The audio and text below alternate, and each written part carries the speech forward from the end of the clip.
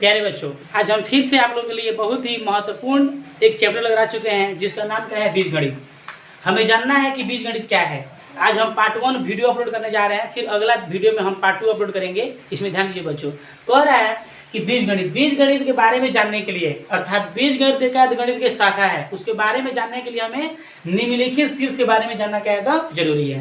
पहले इसमें दिया है चर क्या है, दूसरा दिया आप लोगों को अचर क्या है, तीसरा दिया आप लोगों को बीजय व्यंजक क्या है, उसके बाद बीजय व्यंजक के प्रकार जानना है, उसके बाद बीजय व्यंजक हमें जोड़ घटाव गुणा का पढ़ना हुआ तो भाग पढ़ना हुआ। यदि अलजेब्रा के बारे में जानना है तब, अर्थात बीजगणित के बारे में यदि विस्तार पूर्वक जानकारी प्राप्त करना है हम लोग को, तो इस सब शीर्ष के बारे में जानना क्या जरूरी है। आज हम थोड़ा बेसिक देंगे आप लोगों को, उसके बाद अगला वीडियो में आप लोग बहुत ही महत्वपूर्ण और अर्थात आप लोग यूजफुल जो चैप्टर है उसके बारे में क्या करें तो हम लोग अध्ययन करने वाले हैं। बच्चों ध्यान दीजिए, आज हम जानेंगे चर क्या है। इसमें कह रहा है आप लोगों को चर, जिस राशि के मानों में परिवर्तन होता है उसे हम क्या कहते हैं, चर कहते हैं। अर्थात जिस राशि के मान में क्या होता है, परिवर्तन होता रहता है, कभी 1 कभी 2 कभी 3, मतलब उसके मानों में क्या होता रहता है, बहुत सकते हैं आप लोग का परिवर्तन होता रहता है, उसे हम क्या कहते हैं, चर कहते हैं। जैसे यहाँ पे चर, इसमें आप लोग क्या कह रहे हैं कि ए से जेड तक जितने भी अक्षर हैं वो सभी आप लोग क्या है चर में आते हैं। जैसे कि आप लोग ABCDEFGH जितने भी आप लोग मतलब अक्षर हैं वो सब आप लोग का आइटम चर है। हम अलजेब्रा में जितने भी मतलब चर को लिखते हैं वो कब सभी छोटा अल्फाबेट में ही लिखते हैं, बड़ा अल्फाबेट का प्रयोग इसमें हम लोग नहीं करते हैं। बच्चों ध्यान दीजिए, यहाँ पे कह रहा है चर हम लोग कहते हैं ABCDE है, इसके मान में क्या होता है, परिवर्तन होता रहता है। जैसे कभी होता है A बराबर 5, कभी क्या हो जाएगा A बराबर 5, कभी A बराबर 6, मतलब इसके मानों में क्या मतलब परिवर्तन आप लोग को होता रहेगा, उसे हम क्या कहते हैं तो चर कहते हैं। मतलब इसके मान में परिवर्तन होने के कारण ए से जेड तक अक्षर को क्या कहा जाता है, चर कहा जाता है। बच्चों ध्यान दीजिए, फिर अब दिया है अक्षर। अक्षर का मतलब क्या होता है, जिस राशि के मानों में परिवर्तन नहीं होता है वो क्या कहलाते हैं, अक्षर कहलाते हैं। जैसे कि जितने भी आप लोग का नंबर है, अर्थात 1 2 3 4 5 6 सब आप लोग का है तो अक्षर है। देखिए हम 1 को 2 नहीं बना सकते हैं, 3 को 4 नहीं बना सकते हैं, मतलब उसके मान में परिवर्तन कभी भी नहीं होगा। अब चलते हैं बच्चों आगे, हम चलते हैं आगे। दिया आप लोग का बीजय व्यंजक। तो बीजय व्यंजक क्या है, हमें बीजय व्यंजक के बारे में जानना है कि what do mean by algebraic expression, अर्थात बीजय व्यंजक का अर्थ क्या होता है। तो बच्चों ध्यान दीजिए, कह रहा है कि ए से जेड तक अक्षर, ए से जेड तक अक्षर जो गणितीय वाक्य में होता है उसे हम क्या कहते हैं, बीजय व्यंजक कहते हैं। ए से जेड तक अक्षर जो गणितीय वाक्य में होता है वो हमारा क्या कहलाता है, बीजय व्यंजक कहलाता है। कुछ हम एग्जाम्पल आगे देखते हैं। देखिए बच्चों, हम चलते हैं बीजय व्यंजक, थोड़ा एग्जाम्पल में चलते हैं हम लोग बीजय व्यंजक रियल में क्या है। तो बच्चों ध्यान दीजिए, यहाँ पे हमें क्या समझना है कि जैसे कि a + b 2a + 5b 3x² + 5x + 2 9x + 3y x² - 3x + 7 etc सब आप लोग क्या है तो बीजीय अभिव्यंजक। अर्थात ए से जेड तक अक्षर जो गणितीय वाक्य में होता है ना वो हमारा क्या कहलाता है, बीजय व्यंजक कहलाता है। गणितीय वाक्य का मतलब क्या हुआ, जिसमें जोड़ घटाव गुना और क्या हो भाग हो, वो आप लोग क्या कहलाता है, गणितीय वाक्य कहलाता है। मान लीजिए बुक आप लोग का a + b, इसमें आप लोग ए से ABCD आ रहा है कि नहीं आ रहा है तो मतलब क्या है बीजय व्यंजक हुआ। ये भी क्या है बीजय व्यंजक है, ये भी क्या है बीजय व्यंजक है। क्यों, क्योंकि इसमें ए से जेड तक का अक्षर मध्य कोई ना कोई एक आप लोग का चर आ जा रहा है। जिस गणितीय वाक्य में चर आता है वो हमारा क्या कहलाता है, बीजय व्यंजक कहलाता है। अगर कोई पूछेगा आप लोग से क्या 2 + 3 बीजय व्यंजक है, तो 2 + 3 बीजय व्यंजक नहीं है। क्यों नहीं है, क्योंकि इसमें आप लोग ए से जेड तक अक्षर कोई भी एक अक्षर नहीं दिया है।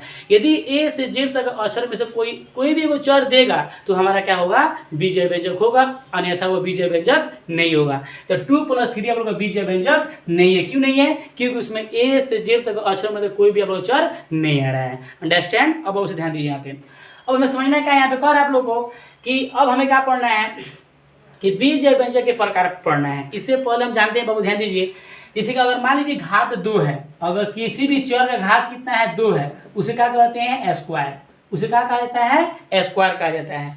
यदि किसी चर का आप लोग घात कितना है, बच्चों ध्यान दीजिए, कि घात कितना है 3 है तो उसमें क्या कहते हैं, क्यूब कहा जाता है। आप लोग इस चीज को हमेशा याद रखना है कि यदि किसी चर का घात कितना है 2 है तो उसमें क्या कहेंगे, स्क्वायर कहेंगे। यदि किसी चर का घात कितना है 3 है तो उसमें क्या कहेंगे, क्यूब कहेंगे। तो हमें इतना चीज को बहुत से याद रखना है। यहाँ पे घात कितना 2 है तो उसमें क्या बोलेंगे, 3x², बिकॉज जो पावर कितना है तो 2 है। यदि घात 2 है तो उसका क्या बोलेंगे, स्क्वायर, और घात 3 है तो उसमें क्या बोलेंगे, क्यूब बोलेंगे। अब चलते हैं बहुत हम लोग बीजय व्यंजक के प्रकार में चलते हैं हम लोग। ध्यान दीजिए, अब बीजय व्यंजक कितने प्रकार के होते हैं, मैंने बीजीय व्यंजक को कितने भागों में बांटा गया है, तो बाबू देखिए पे कह रहा है कि जो बीजीय व्यंजक अनेक प्रकार के होते हैं, जिनमें से मुख्य क्या है नीचे निम्नलिखित है। पहला प्रकार दिया है एक पद बीजीय व्यंजक, दूसरा प्रकार दिया है द्विपद बीजीय व्यंजक, तीसरा प्रकार दिया था त्रिपद बीजीय अभिव्यंजक। हमें याद रखना है कि मतलब बीजीय व्यंजक में पदों को बांटने वाला संकेत क्या है, तो जोड़ घटाव है। यानी कि पद को कौन बढ़ता है, तो जोड़ घटाव बढ़ता है। जितना मतलब किसी बीजीय व्यंजक में जितना जोड़ घटाव होता है, तो जितना प्लस माइनस होता है, उतना ही पद वो क्या होता है, बीजीय व्यंजक होता है। तो हमें याद रखना है, इसमें दिया है एक पद बीजीय व्यंजक क्या है, तो इसमें कह रहा है आप लोग को कि जिस बीजीय व्यंजक में जोड़ घटाव मध्य कोई एक संकेत होता है, उसे क्या कहते हैं, एक पद कहते हैं। अर्थात जिस बीजीय व्यंजक में जोड़ घटाव मध्य कितना संकेत होता है बाबू, एक होता है, उसे हम क्या कहते हैं, एक पद बीजीय व्यंजक कहते हैं। जैसे दिया है ए, तो देखिए अब बोलिए सर ए का कहाँ कुछ संकेत है, तो कोई भी चर के आगे कोई संकेत नहीं है तो क्या रहता है, प्लस रहता है। फिर क्या हो जाएगा, प्लस ए। ए को प्लस है कि नहीं, मतलब एक पद हुआ। यहाँ पे ए को प्लस है कि नहीं, मतलब एक पद हुआ।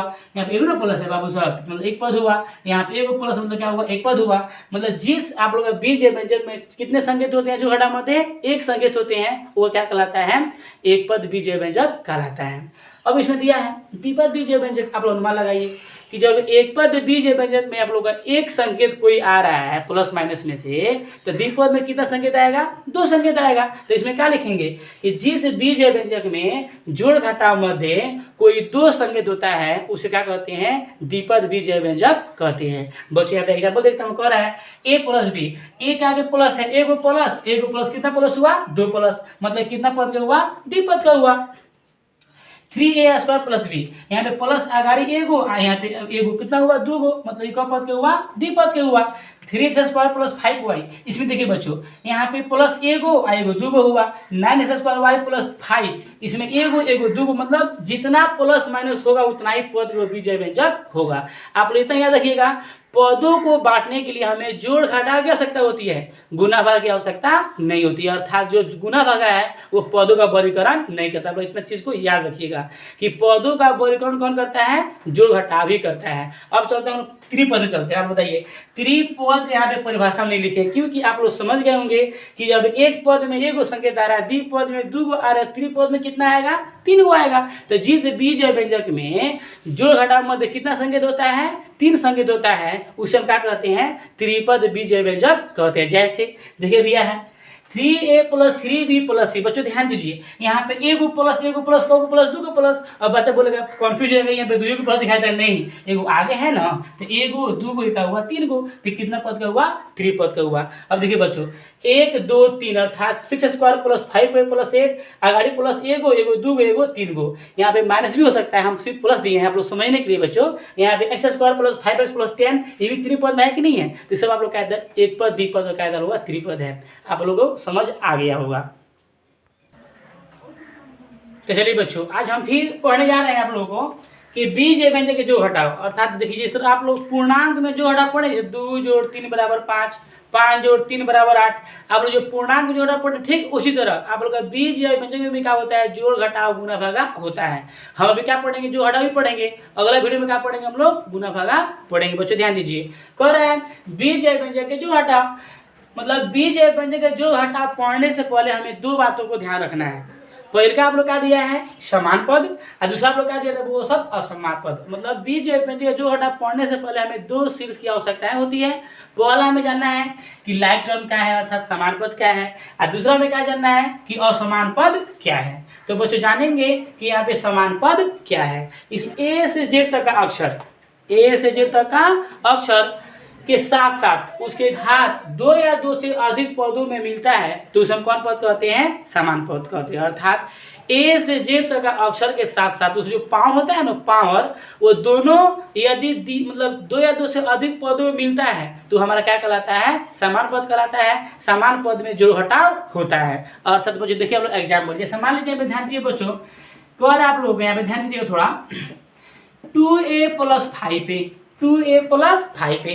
यहाँ पर क्या है था a और यहाँ पर भी क्या है था a, तो 2 गो a या 5 गो a को गई होगा। तो इसमें हमें ध्यान दीजिए बच्चों, करना क्या है बच्चों, यहाँ पे जो मिल रहा है उसे क्या करें, 2 को हम 1 लिख देंगे, आगाड़ी के पूर्णांक को हमें क्या करना है तो जोड़ देना है। तो 5 को 2 को 7 को जो हमारा क्या हुआ आंसर हुआ। फिर देखिए अपने कह रहा है, मान लीजिए कह रहा है यहाँ पे 6abc या प्लस 3abc को ध्यान दीजिए, यहाँ पे क्या है abc और यहाँ पे क्या है आप लोग का abc, मतलब ये क्या है मिल रहा है, इसे मतलब जाके मिल रहा है, मतलब कौन पद हुआ, समान पद हुआ, क्योंकि दोनों में चर क्या है आप लोग का समान है, ऐसे घात भी क्या है समान है, इसलिए आप लोग क्या हुआ था ये समान पद हुआ। इसमें क्या करेंगे हम लोग, 2 का जगह क्या लिखेंगे, 1 लिख देंगे abc, आगाड़ी पूर्णांक जोड़ देंगे 6 3 9 abc, जो हमारा क्या हुआ आंसर हुआ। मतलब समान पद में क्या होता है, जो घटाव होता है। फिर देखिए एग्जाम्पल बच्चों, मान लीजिए दिया है 6a² माइनस 3a, बच्चों ध्यान दीजिए, यहाँ पे हमें आगाड़ी के पूर्णांक से मतलब नहीं है, हमें मतलब क्या चीज से है तो चर से मतलब है। यहाँ पे a मिल रहा है, यहाँ पर भी a मिल रहा है, अब देखना है पावर, यहाँ पे पावर क्या है 2, यहाँ पर पावर क्या है तब 2, मतलब क्या हुआ समान पद हुआ।